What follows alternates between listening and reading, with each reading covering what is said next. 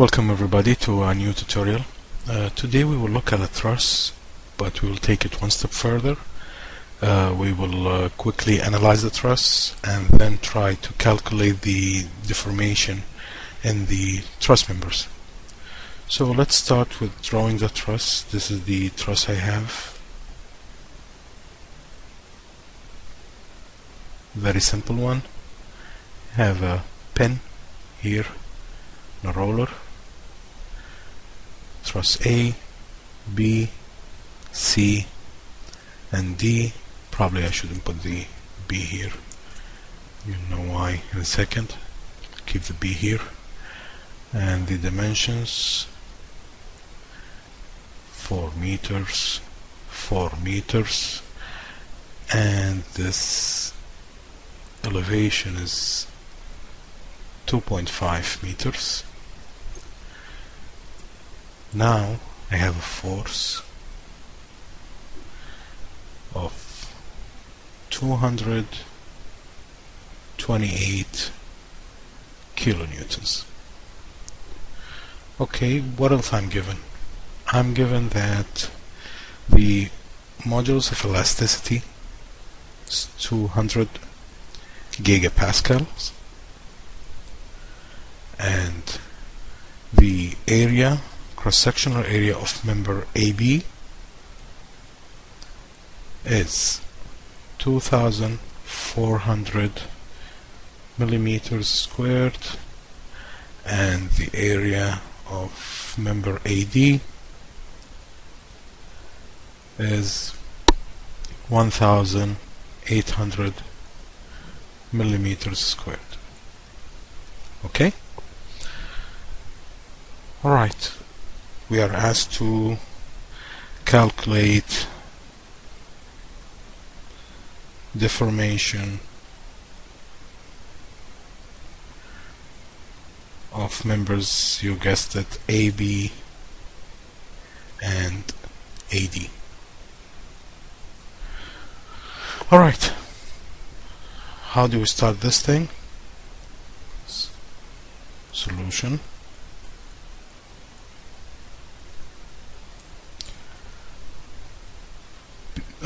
Before we analyze the truss, let's look at the stress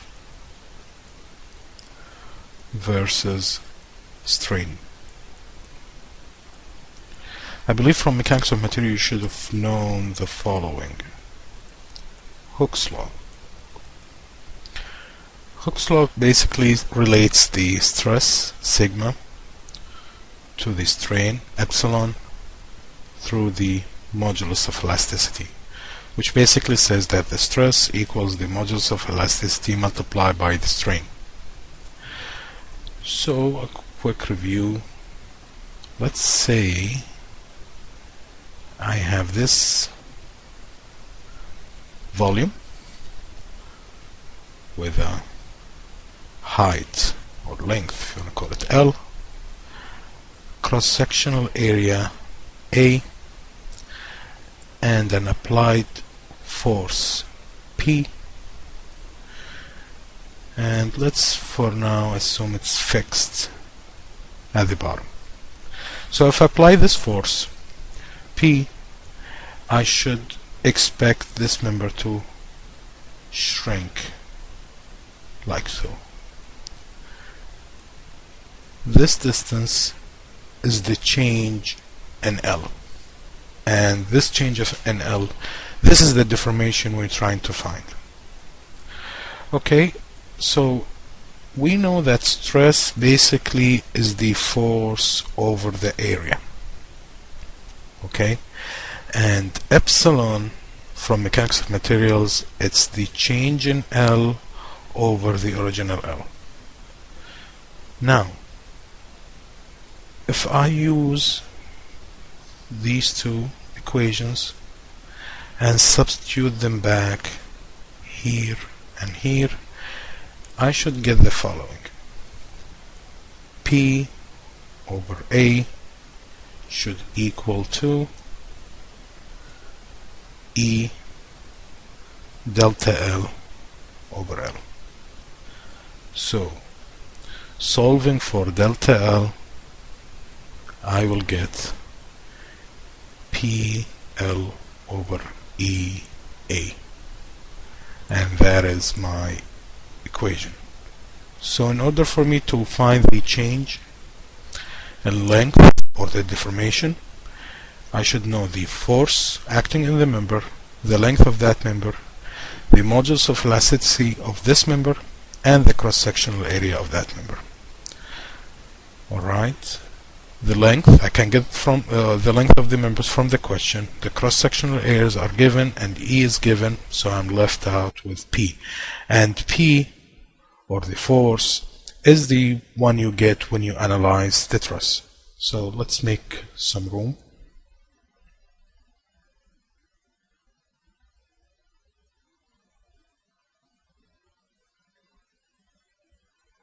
Okay.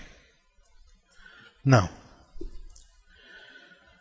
from the problem, again, let me just quickly draw the problem. Had something like this, with a force 2 to 8, and I had a pin and a roller. So I should have like 2 reactions here and 1 reaction here, but you may conclude that this reaction doesn't come into play because we don't have any horizontal forces on the structure. And since this force is acting at the middle, and remember these distances are 4 meters and 4 meters, and this height is 2.5 meters. Since the 228 acts at the middle, I'm expecting this reaction to be equal to this reaction. So if I call this AY, and this one is, I believe, ABCY, I should say AY equals CY equals 2 to 8 divided by 2 will give me 114 kilonewtons. Alright, now the members I'm interested about or interested in are these 2 members. So from previous tutorials we've learned that to get the forces in these members we can use method of joints or method of sections, but here I think it makes more sense to use the method of joints. So let's say that's joint A. I'll draw the joint here. I'm assuming there is a force. I'll call it AD, and a force going this way, I'm gonna call it AB, and I know I have a reaction of 114 kilonewtons. Now I need to apply the equilibrium equation. Actually I apply 2 equilibrium equations, summation of the forces in the X, set that equal to 0, and the summation of the forces in the Y, and set it equal to 0. But in order for me to do so, I should resolve this force into 2 components, one on the X and one on the Y. There are 2 ways to do this. If you know this angle, this component should be AB cosine the angle, and this component will be AB sine the angle. You can get the angle if you know this triangle, which is 4, 2.5, and theta. You can get the inverse of theta of 2.5 over 4, and you can get the angle. But I'm going to use the length directly. How to do this? Again, let me draw here the triangle. This is 2.5, this is 4, and this thing should be 4 squared plus 2.5 squared, and that's from Pythagorean theorem. And let me call this, we know this is called A, L of AB. So L of AB after calculation I should get a number that is equal to 4.72 meters. Okay, so remember the equation we're trying to apply is delta L is PL over EA. So this L for two members are LAB and LAD. LAB is 4.72 and LAD is basically the 4 because this point is D and this point is A. So now I'm only left with the P's. How do we get the forces? Again, from that joint, I'm gonna say these are my forces, AB, and this is AD, and I have a reaction of 114. I'm gonna drop the units for now, just for a second, and I want to resolve it into two components. I'm talking about this force. The horizontal component is basically the horizontal length divided by the hypotenuse, which is 4 over 4.72, and that should be multiplied by the original force, which is AB. And this thing, following the same logic, it should be 2.5 divided by 4.72 multiplied by AB. Now I have all the forces either in the X or the Y, so I'm ready now to calculate the or apply the equations of equilibrium. If I do the summation of the forces in the Y first, because I noticed here that in the Y I only have one unknown, which is AB, and I have another known here. But if I try to do the summation of forces in the X, I have AD and AB. So my strategy is to find AB, then apply the second equation to get the second equation in the X direction, so I can plug the AB here and get AD. Set that equal to 0. That means 2.5 over 4.72 AB plus 114 equals to 0. And if I solve for AB, I will get, let's see, it should be 215.1 kilonewtons. That's AB. And the negative sign here means that I assumed it to be in tension, the member in tension. Actually, it should be this way. But it doesn't make any difference in our calculation if you realize the meaning of this negative sign. So if I do the summation of the forces in the X now and set that equal to 0, what do I get? I get AD plus, what do I have? I have this multiplied by this, which is 4 over 4.72 multiplied by negative 215.1. This is a Newton, kilonewton, and that should equal to 0. And if I solve for AD from this equation, I will get 182.4 kilonewton. Okay, and that's my second force. Now I'm ready to apply my delta L equals PL over EA equation. Okay, so we will do that shortly. Let me just move this a little bit up.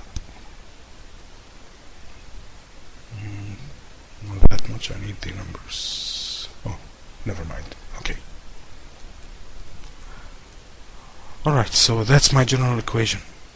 Delta L equals PL over EA. Before I continue, I want to make sure that my units are in the correct order. So let's analyze the units here. Delta L should have units of length. I have the following. P is in kilonewtons, L is in meters, E is in gigapascals, and A are in millimeters squared. That is a mess. You can tell now it looks like a mess. So let's try to play around with the units of these. The gigapascal basically are nothing but newtons over meter squared. Okay? So if I do this newtons over meter squared, at least now I'm matching this meters with these meters. So my job now is to change the kilonewtons to newtons, so it matches this, and change the millimeter squared to meter squared. The kilonewtons are basically 1000 newtons, or 1 times 10 to the 3 newtons. That is the engineering notation. Okay, so I'm done with the newtons. Newtons here, meters here, meters here. The challenge now is the millimeter square. Let's do this slowly. The millimeter square can be written in meters.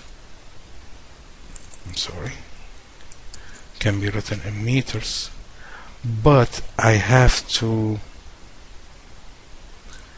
divide them by 1000 millimeter. A meter over 1000 millimeter is basically 1.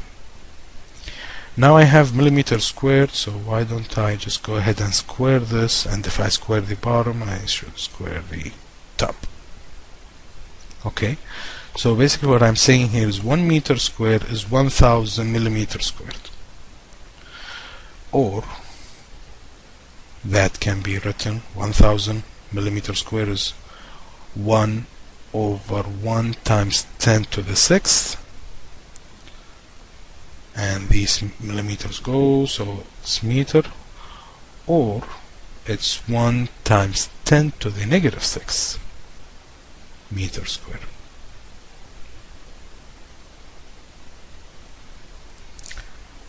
Okay, so now I think we are ready to go ahead and apply the equation. Okay, for member AB, delta L equals PL, of course, is AB over E, the area of AB, and the P here is basically the force for AB. So what is the force of AB? We have 215, but I need to multiply it by 10 to the 3, so it will become newtons, and that's multiplied by LAB, which was 4.72 meters. The gigapascal, the 200 gigapascals, I think I should change the units of this. Yes, of course, these are newtons. Okay, and the gigapascal, let me just go back quickly, sorry for that. In order for me to calculate, to change the gigapascal to newtons per meter, is to multiply it by 10 to the 9th. okay, because it's a giga. Remember, for example, kilobyte, megabyte, and byte, and gigabyte. That's 1, that's 1,000, that's 1,000,000, and that's with 9 zeros. 9 zeros being 10 to the 9. So the 200 is multiplied by 10 to the 9. Now I can say this is a Newton. Let me make more room. Now I can say this is a Newton per meter square, and the area from the question is 2,400. Now I have times 10 to the -6. That's the thing, and that should be in meter square. Now let's check our units. This meter square will go with this meter square, this Newton will go with this Newton, and my final unit is just meters, and I'm looking for a change in length, so the change in length should be meters. If I go ahead and do the math here, I will get 2.11 times 10 to the -3 meters, or that's just simply, if it's 10 to the -3 and meters, that's 2.11 millimeter. Okay, and following the same logic, I'm not gonna do this in detail. For AD, you can check your answer. Delta L should give you 2.03 millimeters.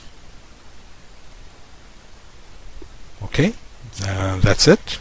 I hope I didn't confuse you guys, and I'll see you in future tutorials. Thank you.